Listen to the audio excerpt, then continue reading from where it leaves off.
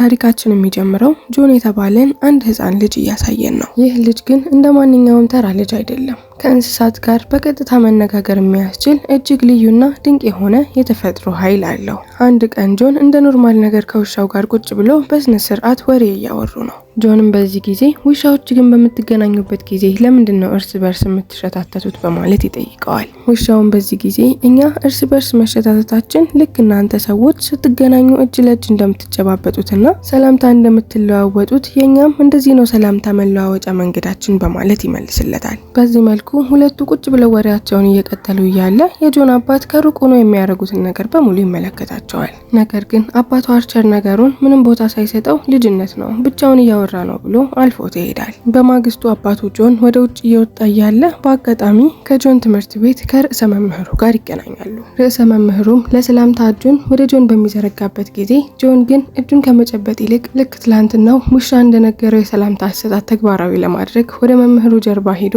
መቀመጫውን ማሽተት ይጀምራል። የጆን ድርጊት አባቱ አርቸርን በጣም ስላስደነገጠውና ስላሳፈረው በጣም በመሸማቀቅ ጆንን ወዲያውኑ እያጣደፈ እየጎተተ ወደ ቤት መለሰው። በጣም ከመናደዱ የተነሳ ልጄ በጋኔን ወይንም ደግሞ በክፉ መንፈስ ተይዟል በማለት የያዘውንም ጋኔን ለማስለቀቅ ቄስ ወደ ቤት ያስጠራል። የመጣውን ፕሪስት መንፈሱን ከጆን ሰውነት አስወጣለው እያለ በኃይለኛ እየጮኸበትና ሰውነቱንም በከፍተኛ ሁኔታ በሚንጠው ጊዜ ጆንም ስለፈራ ማልቀስ ይጀምራል። ይህንን ሲመለከት የጆን ውሻ ጆን ሲሰቃይ ማየት ስላልፈለገ እየሮጠ ወደ ፕሪስቱ ሄድና እግሩን ይነክስበታል። አርቸር ይህንን ሲመለከት በጣም ይናደድና ድሮም ልጄን ስታበላሽ የነበርከው አንተ ነበርክ ማለት ነው በማለት ውሻውን አሳስሮ ከዛ ቦታ ዞር እንዲል ያደርገዋል። ከዚህ በኋላ ፊልማችን ከረጅም ዓመታት በኋላ ጆን አድጎ ያሳየናል። አሁን ላይ ጆን በጣም የተሳካለት ጎበዝ የሆነ ዶክተር ሆኖ ቆንጂዬ ሚስትን አግብቶ እንዲሁም ደግሞ 2 ልጆችንም ወልዷል።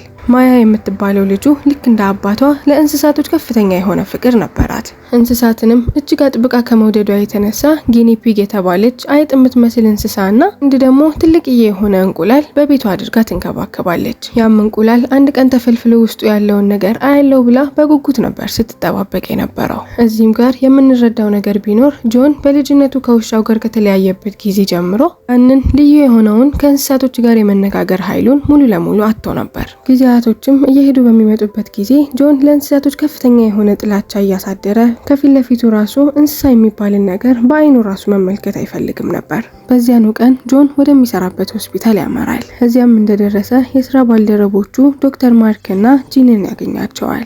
ማርክ አሁን ላይ የጋራ ሆስፒታላቸውን ለአንድ ትልቅዬ የሆነ ኩባንያ መሸጥ ይፈልጋል። ሆስፒታሉ የብቻው ስላልሆነና 2 ጓደኞቹም እዛ ሆስፒታል ላይ ድርሻ ስላላቸው ለብቻው ያንን ውሳኔ ወስኖ ሆስፒታሉን መሸጥ ስለማይችል እነሱ በሀሳቡ እንዲስማሙለት በደንብ አድርጎ ለማሳመን ይሞክራል። ጆን እሺ እንሽጠው በማለት በሀሳቡ ተስማምቶ ነበር። ምክንያቱም በትልልቅ ኩባንያዎች ስር መስራት አሁን ላይ ከሚሰሩበት አንጻር የተሻለ ደሞዝና ዘመናዊ የሆነ የሕክምና መገልገያዎችን ያስገኘናል ብሎ ስለሚያስብ ነበር። ነገር ግን ሌላኛው ሸሪካቸው ዶክተር ጂን ይህንን ሀሳብ በፍጹም አይቀበለውም። ማርክ ግን እሱን ለማሳመን በፍጹም ግፊቱን አላቆመም። በማግስቱ ጆን በቤቱ ውስጥ እያለ የልጁ ማያ ትንሿ አይጥ በድንገት ትጠፋለች። ማያ ወደ ህፃናት ካምፕ መሄድ ስላለባት ለአባቷ ጊኒ ፒጓን ፈልጎ እንዲያገኝ ላትና ያንን ደግሞ ትልቅዬ የሆነ እንቁላል እየተንከባከበ እንዲጠብቃት ቃል ታስገባዋለች። ባለቤቱ ሊሳ ማያንና ቫሪስን ይዛ ወደ አባቱ ቤት ስትሄድ በዚያኑ ሌሊት ጆን ለአስቸኳይ ታካሚ ተብሎ ወደ ሆስፒታል ይጠራል። ነገር ግን ሆስፒታል በሚደርስበት ጊዜ ጥሪው ምንም አይነት አስቸኳይ አልነበረም። በዚህም ምክንያት የጠራውን ዶክተር በጣም ተናዶ ይጮህበትና ከሆስፒታሉ ወጥቶ እየነዳ ወደ ቤቱ እየተመለሰ እያለ በድንገት ከፊት ለፊቱ ውሻ ይመጣበታል። ውሻውን ላለመግጨት ሲል መሪውን በኃይለኛው ሲያዞረውና መኪናው ከጎን የነበረ የቆሻሻ ማጠራቀሚያ ገንዳ ጋር ሲጋጭ ውሻው ጆንን ዞር ብሎ ይመለከተውና ከዚህ በኋላ በጥንቃቄ ነዳ በማለት ነግሮት ይሄዳል። ጆን በዚህ ጊዜ በድንጋጤ አይኔ ነው ወይስ ያ ውሻ በስነ ስርዓት አናግሮኝ ነው የሄደው በማለት ግራ ተጋብቶ አይ በጣም ደክሞኝ ስለዋልኩኝ እንቅልፍ ያስፈልገኛል፣ ጭንቅላቴ ማይሆን ነገሮችን እያሳየኝ ነው በማለት የተፈጠረውን ነገር ያን ያክል ትኩረት ላለመስጠት እየሞከረ ወደ ቤቱ ጉዞውን ይቀጥላል። በማግስቱ ጆን ከስራ ባልደረቦቹ ጋር በመሆን የሆስፒታሉን ሽያጭ ለመደራደር ከትልቁ የሕክምና ኩባንያ ተወካዮች ጋር በአንድ ምግብ ቤት ውስጥ ይገናኛሉ። ሁሉም በዚህ ሰዓት ስለ ቢዝነሱ እያወሩ ያለ በአቅራቢያቸው 2 ሽኮኮዎች በምግብ ምክንያት እርስ በርስ መጣላት ይጀምራሉ። ጆን ግን በዛ ሰዓት እነሱ እየተነጋገሩ እየተሰዳደቡ ያሉትን ቃል በሙሉ በግልጽ መስማት እየቻለ ስለነበረ ይህ ሁኔታ ደግሞ በከፍተኛ ሁኔታ ስላስደነገጠው ከምግብ ቤቱ ጥሎ ይወጣል። ወደ ቤቱ ሲመለስ ደግሞ የጠፋችውን የማያን ፒጊ አግኝቶ መኪናው ውስጥ ያስቀምጣታል። አይጧንም ይዞ ወደ ካምፑ እየነዳ በሚሄድበት ጊዜ በድንገት ጊኒዋ ከጆን ጋር ማውራት ትጀምራለች። ጆን በዚህ ጊዜ እያወራችው ያለችው ቃል በሙሉ እየገባው ስለነበረ በጣም ይደናገጣል። በፍራቻ አይንም ወደ እሷ ዞሮ ሲመለከታት ጊኒዋም እንዴ እያወራሁት ያለሁትን ነገር ይሰማኛል ማለት ነው በማለት ሰሚ ያገኘው ብላ ማውራቷን ባለማቆም ጸጥ ብላ ስትለፈልፍ እሱም ፍርሃቱ በጣም እየጨመረ ስለነበረ መኪናውን አንድ ዳር አቁሞ እሷንም አውርዷት ጥሏት መንዳቱን ይቀጥላል። ትንሽ ግን እንደሄደ ልጁን ያስታውሳትና ውስጡን የጥፋተኝነት ስሜት ስለተሰማው ጊኒን መልሶ ለማምጣት ወደ ጀርባ ወደ እሷ ተመልሶ ይነዳል። ነገር ግን በዚህ ጊዜ ገቢና ከሷ አጠገብ አድርጎ አላስቀመጣትም። ይልቅ ገመድ አምጥቶ ከመኪናው ጣራ ላይ ያስራትና በዚያ መልኩ ነበር መንዳቱን የቀጠለው። ጊኒም በዚህ ጊዜ የተቀመጠችበት ቦታ ስላልተመቻት መንገዱን በሙሉ እያማረረችና እየተሳደበች መለፍለፏን ዝም ብላ ትቀጥላለች። ጆን ግን ሰሞኑን በሙሉ ሲሰማቸው የነበሩት የእንስሳት ድምጾች በጣም እየበዙበትና እያስጨነቁት ስለመጣ ምንም እንኳን ድምጿን ችላ ለማለት እየሞከረ የነበረ ቢሆንም ግን ምንም ሊሳካለት አልቻለም። ብዙም ሳይቆይ ጆን አባቱ አርቸርና መላው ቤተሰቡ አስቀድመው ወደሚጠብቁበት የህፃናት ካምፕ ይደርሳል። በዚያኑ ቀን ምሽት ሚስቱ ልብስ ለመቀየር ወደ ሌላ ክፍል በምትሄድበት ጊዜ ከመስኮቱ አቅጣጫ አንዳንድ የሆኑ ድምጾች ይሰሙት ጀመር። ምንድነው በማለት ቼክ ሊያደርግ ወደ ውጭ ሲወጣ አንድ ጉጉት በመስኮቱ በኩል በመምጣት የእርዳታ ጥያቄ እያቀረበለት ነበር። በክንፌ ላይ አንድ ትልቅ የሆነ ሾክ ተሰክቶብኛል፣ ልትነቅልልኝ ትችላለህ በማለት ሲጠይቀው ጆን እንዴት አድርጌ ነው ቆይ እንስሳቶች የሚናገሩትን ነገር እየገባኛል በማለት ግራ እየተጋባም ቢሆን ወደ ጉጉቱ ጋር በመጠጋት የተሰካበትን ሾክ ይነቅልለታል። ጉጉቱን በዚህ ጊዜ ጫካ ውስጥ ያሉት እንስሳቶች በሙሉ ስላንተና ስለ ችሎታ አውቀውብሃል በማለት ይነግረዋል። ሚስቱም ስለመጣች ተያይዘው ወደ ውስጥ ከገቡ በኋላ በድጋሚ ጆን ይደነግጥና ልክ ከቤቱ ዘሎ ሲወጣ ከውጪ ብዙ ቁጥር ያላቸው እንስሳቶች እየጠበቁት ነበር። በዚህ ጊዜ እያበድኩ ነው እንዴ በማለት ጭንቅላቱን ቼክ ለማስደረግ ወደ ጓደኛው ጋር እየደወለ በፍጥነት በመኪናው እየነዳ ይሄዳል። አሁን ላይ ሰዓቱ ሌሊት 7 ሰዓትም እንኳን ቢሆን ጓደኛው ግን እሺ በቃ ቼክ አደርጋለሁ በማለት ይስማማል። ወደ ክሊኒኩ እየገባ ያለ ታዲያ 2 አይጦች እየተጣሉ ነበር። ዝም ብሎ አይጦቹን ሲመለከታቸው አንደኛው አይጥ ከሱ ጋር ማውራት ይጀምራል። ወደ ውስጥም ገብቶ ሳም ሰውነቱን በሙሉ ቼክ በሚያደርግበት ጊዜ ሁሉም ነገር ልክ እኮ ነው፣ ምንድነው በዚህ ሌሊት አጣድፈህ የጠራኸኝ? እኔ እኮ አደጋ የተፈጠረ መስሎኝ በማለት ሲጠይቀው ጆንም እንስሳቶችን መስማት ጀምሬያለሁ። ይህንን ግን ሲሰማ ሳም ሰሞኑን ምናልባት ስራ በጣም እየበዛበት ስለሆነ ጭንቅላት ተጨናንቆ ያልተፈጠሩ ነገሮችን እንደተፈጠሩ አድርጎ እያሳየህ ሊሆን ይችላል። ስለዚህ ቤት ገብተህ አረፍ በል በማለት ይነግረዋል። ሳምን በኋላ ላይ መኪናውን እየነዳ ወደ ቤቱ እየተመለሰ እያለ መንገድ ላይ አንድ ውሻ ታስሮ በመኪና ተጭኖ እየሄደ እያለ ያየዋል። ውሻውም ባለፈው እየነዳ እየሄደ እያለ ከፊት ለፊቱ ገብቶበት ሊገጭ የነበረው ውሻ ነው። ውሻውን ስላስታወሰው ጆን ቶሎ ብሎ መኪናውን ያስነሳና ከፊት ለፊት የሚሄደውን መኪና መከተል ይጀምራል። ውሻውን የተሸከመው መኪናም ሲሄድ የነበረው ወደ ትልቅዬ የሆነ እንስሳቶች መሸጫ ቦታ ነበር። ልክ ጆን ወደ ውስጥ በሚገባበት ጊዜ እዛ ክፍል ውስጥ የታሰሩ በጣም ብዙ ውሻዎች ነበሩ። ሁሉም ጆንን ሲመለከቱት እኔን ግዛኝ እባክህን እኔን ግዛኝ እያሉ መሽቀዳደም ይጀምራሉ። ጆን ግን ለመግዛት የፈለገው ብቸኛ ውሻ ቢኖር ያን ቀን ሊገጨው የነበረውን ብቻ ነው። ስለዚህ ያንን ውሻ ይገዛና ይዞት ወደ ውጭ ይሄዳል። ውሻውን የገዛበት ብቸኛ ምክንያቱ እስር ቤት ገብቶ እንዳይታሰርና በነፃነት መንገድ ላይ ኑሮውን እንዲቀጥል ሊፈታው ፈልጎ ነበር። እንስሳም በሰዓቱ አጥብቆ ስለሚጠላ ውሻውን ይዞ ወደ ቤቱ የመመለስ ምንም ሀሳብ አልነበረውም።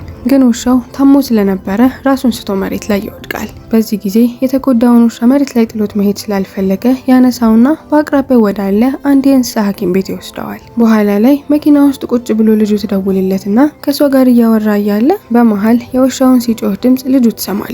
ውሻ ገዝተህልኝ ሰርፕራይዝ ልታደርገኝ ነው አይደለ በማለት በጣም ተደስታ ስልኩን ለእናትየው ስትሰጣት አባትየውም ልጄማ እንዲህ ከተደሰተች ለምን አልወስድላትም በማለት ውሻውን በመኪና አድርጎ ልጁ ወደምትገኝበት የካምፕ ቦታ ይወስደዋል። እዛም እንዳሉ ለውሻው ለኪ ሲል ስም ያወጣለታል። ማያም ለኪን በምትመለከተው ጊዜ በጣም ከመደሰቷ የተነሳ በቃ እኔ እዚህ ካምፕ ውስጥ መጫወት አልፈልግም፣ ወደ ቤት ከለኪ ጋር እመለሳለሁ በማለት ከሁሉም ጋር ወደ ቤት ለመመለስ ስትነሳ አባቷ ግን እዚህ ያለሽን የካምፕ ፕሮግራም ካልጨረሽ በስተቀር ውሻውን ወደ ገዛሁበት ቦታ መልሰዋለሁ። ስለዚህ ግዴታ የጀመርሽውን ነገር መጨረስ አለብሽ በማለት ይነግራታል። ይህንን ስትሰማ ልጁ ብትከፋም ነገር ግን ውሻውን ማጣት ስላልፈለገች እሺ በማለት ትስማማለች። በዚህ መልኩ ቤተሰቦቹን ይዞ ወደ ቤት ከተመለሰ በኋላ ከሚስቱ ጋር አልጋቸው ላይ ቁጭ ብለው በድንገት የመኝታ ቤታቸው በር ይንኳኳል። ልክ በሩን ከፍቶ ወደ ውጪ ሲወጣ ብዙ የሆኑ እንስሳቶች በሩ ጋር ቆመው ነበር። እንዳለ የመጡት የተለያየ የሰውነት ክፍላቸው ላይ ህመም ተሰምቷቸው እሱ ደግሞ እንዲያሳክማቸው ፈልገው ስለነበር ነው። እሱም በዚህ ጊዜ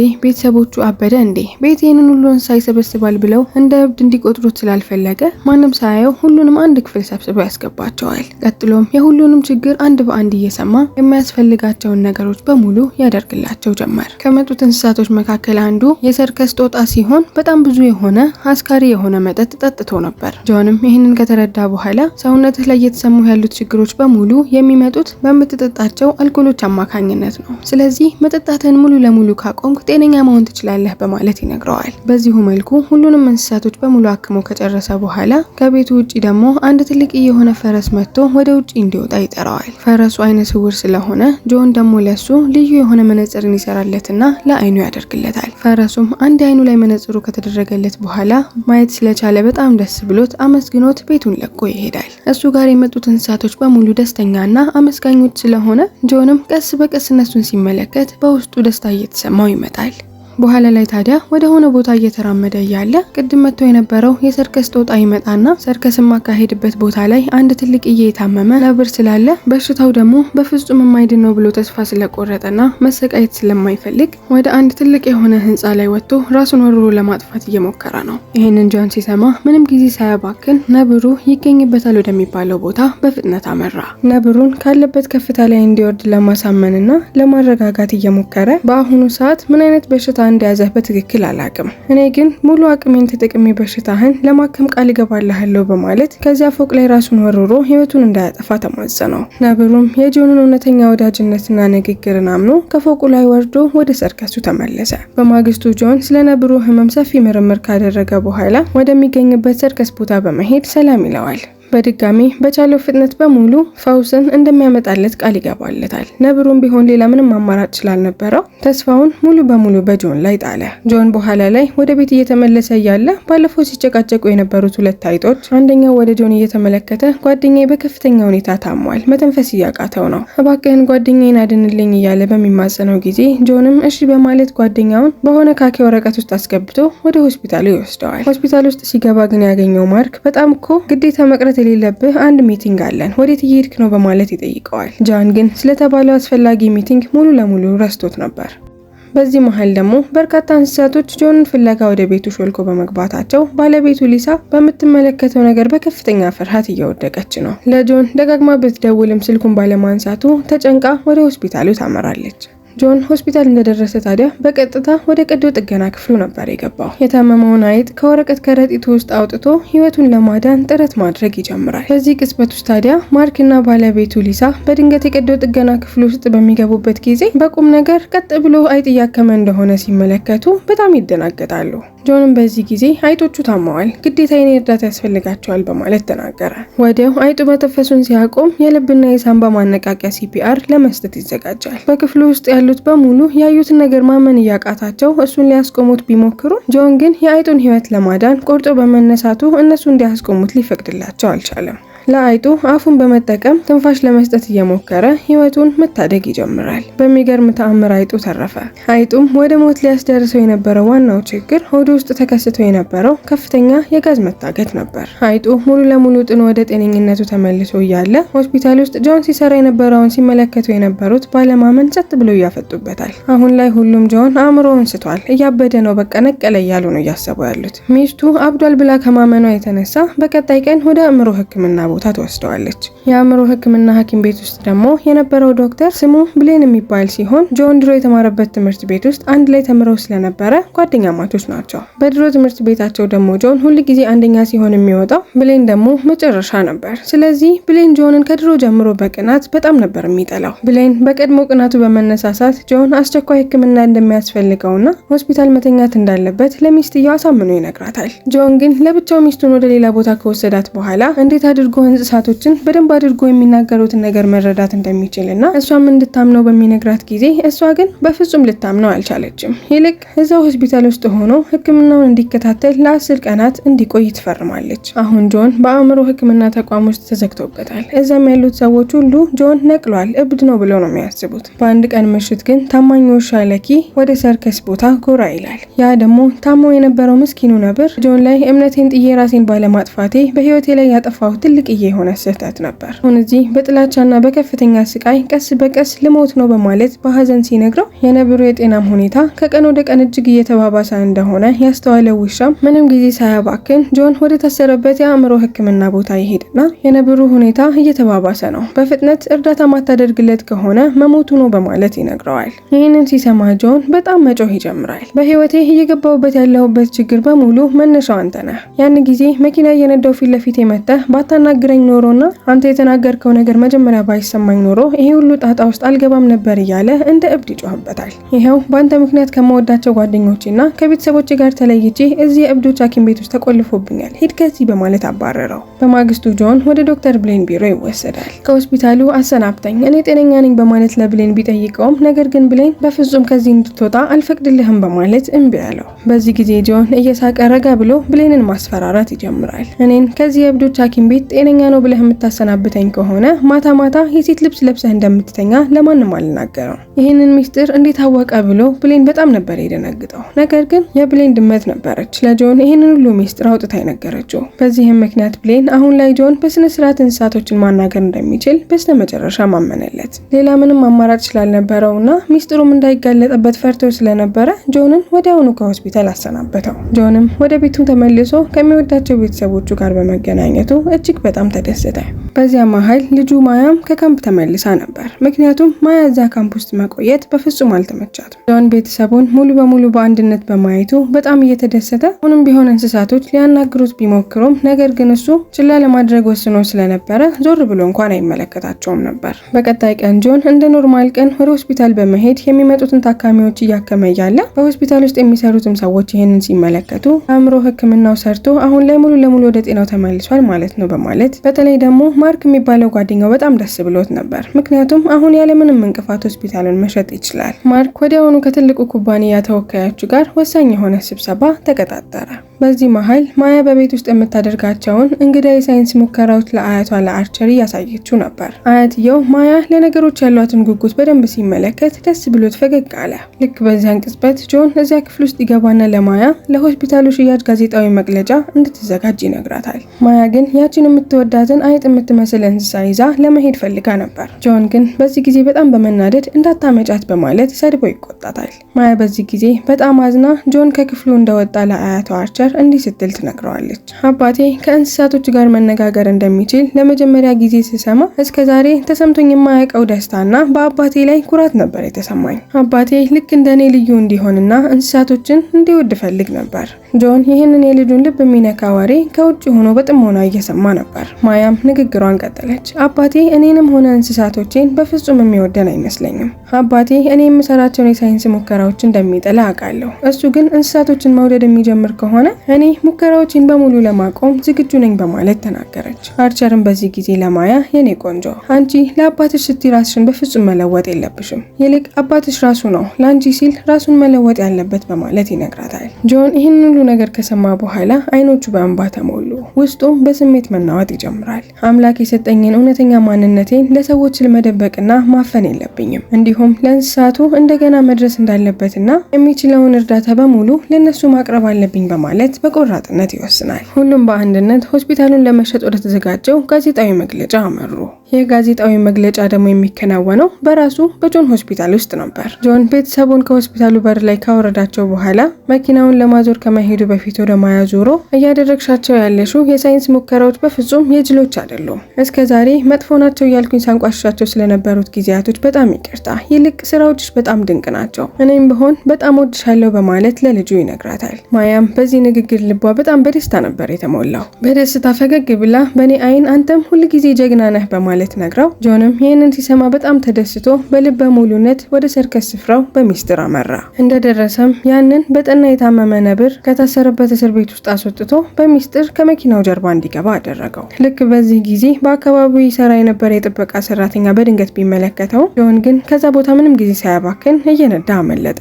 ነብሩንም ይዞ ያመራው ወደ ሆስፒታሉ ነበር። በዚህ መሀል ማያ ያቺን ጊኒፒግ ይዛት መታ ስለነበረና በግርግሩ ጊኒዋ ስለጠፋችባት አሁን ገብታለች ብላ ወደምታስብባቸው ቦታዎች በሙሉ እያፈላለገቻት ነበር።